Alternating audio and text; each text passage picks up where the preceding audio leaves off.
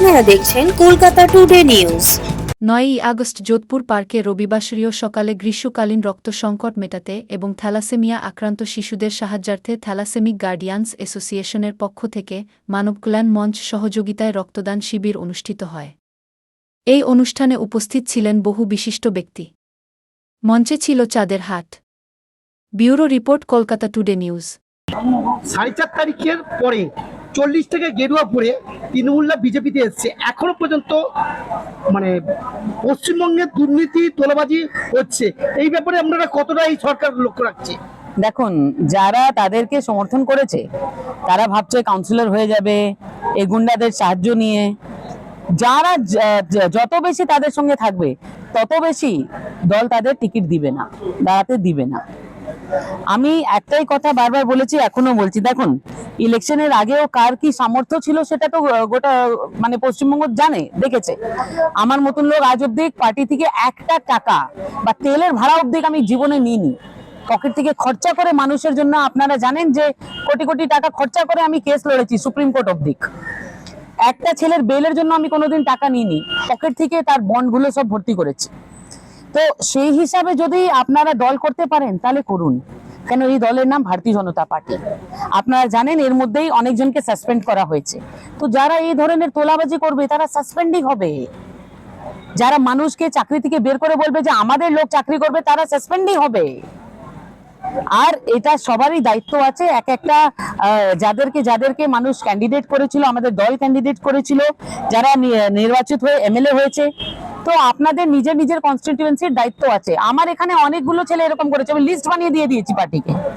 এবার দল সিদ্ধান্ত নিক যে তাদের এগেইনস্টে কি ব্যবস্থা করার দরকার। তারা কি কাউন্সিলর হবার যোগ্যতা আছে? কেন যদি এই ধরনের লোক কাউন্সিলর হয়ে যায় তারা তো মানুষের রক্ত বিক্রি করে দিবে। সততা, একতা, রক্তদান, মহাদান, বলিদান। আজকে যে রক্তদান করছেন কি বলবেন? আজকে যে রক্তদান করছি, আমি এটা 1914 সালে এখানে করেছিলাম। আমি করিনি, আমার বন্ধু এই যে বিনোদ সাজা এবং বিমল, এরা দুজনে মিলে এই রক্তদান শিবিরটা এখানে শুরু করে। রক্তদান শিবির সুস্থভাবে হয়েছিল। তারপরে কিছু বাধা বিঘ্ন আসলো, যখনই বিজেপিতে সব এরা জয়েন করে গেল আমার সাথে। তারপরে 2016 পর থেকে একটু বাধা বিঘ্ন এসছে, সেগুলো তারপরে আমাদের ব্লাড ব্যাংকটা বন্ধ ছিল। তারপরে কি হলো, তারপরে হলো কি সবাই পিছনে লেগে গেল। এই ছেলেটিকে 18 জন মিলে মেরে গেল টিএমসির ছেলেরা, 18 জন মিলে। তখন আমি খবর পেলাম, পরে আমি একটু দূরে ছিলাম, ব্যারাকপুর ছিলাম, ব্যারাকপুর থেকে এসে খবর পেয়ে আমি খুব দুঃখিত। তা আমাদের একদিন আইপিএস অফিসার বলেছিল ওদের আমরা ব্যবস্থা করে দিচ্ছি। আমি বললাম না, গরিবের ছেলে, একজনের কথা শুনে আপনারা করেছেন ঠিকই, এগুলো তো ঠিক না। তাই সেটা ছেড়ে দেওয়া হলো। তারপর দীর্ঘদিন আমরা ঠিক পার্টিতে জয়েন করে ভালো করে ওরা কাজ করছিল, ইয়ে করছিল। আমি কিন্তু ক্ষুব্ধ। আমি কিন্তু তখন 2090 সালে যে আমি লেগেছিলাম, তখন থেকে 16 সালে কিন্তু আমার কোনো পথ ছিল না। 16 সালের পর থেকে আস্তে আস্তে আমার পথ আসা শুরু হলো। সেই একটাই লোকের কারণে, সে হচ্ছে বিনয় সাজা। এর জন্যই আসা শুরু হলো। কিন্তু আমার গুরুদেব ছিল, আমার গুরুদেব ছিল যে রঞ্জিত কর আমার গুরুদেব ছিল। করলেন আজকের দিনটা বেছে নিলেন কেন? নমস্কার। এতদিন পরে বেছে নিলাম মানে, আমরা এতদিন এই রক্তদান শিবির করব করে মানুষের পাশে দাঁড়াবার জন্য অনেক চেষ্টা করেছি, অনেক বাধা বিঘ্ন এসে করতে পারিনি, অনেক জায়গায় আমাদের ক্যান্সেলও করেছি।